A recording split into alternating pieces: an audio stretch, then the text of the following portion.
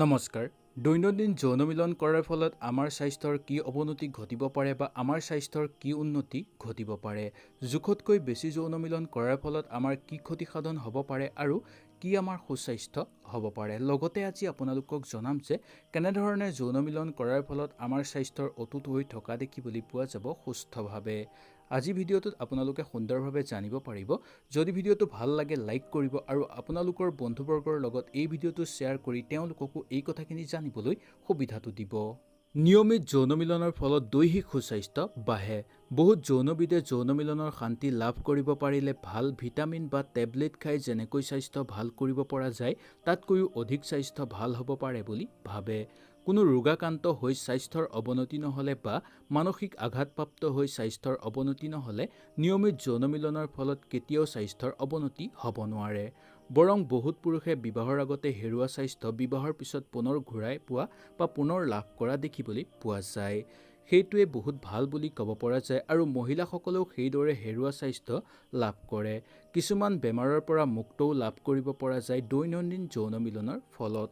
বিবাহৰ আগতেই কিছুমান গাভৰু মাহিলী ঋতু অনিয়মিত হোৱা, ঋতুস্ৰাৱ হোৱাৰ 2 দিনমান আগৰ পৰাই কমৰ, পেট আদি বিষ অনুভৱ কৰা আৰু কিছুমান ঋতুস্ৰাৱ হোৱাৰ লগে লগে যন্ত্ৰণা অনুভৱ কৰে।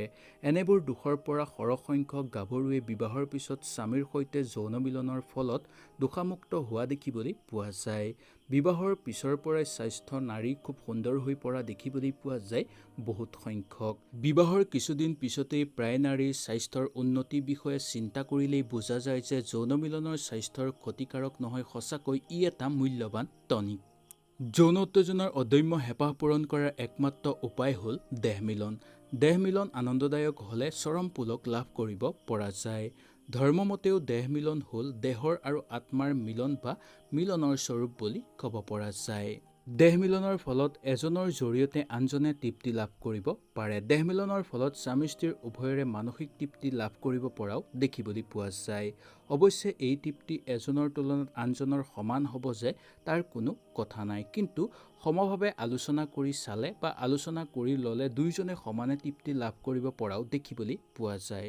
একমাত্ৰ তেওঁলোকে নিজেই নিজৰ কথাটো আলোচনা কৰি লোৱাটো উচিত বুলি ক'ব পাৰি।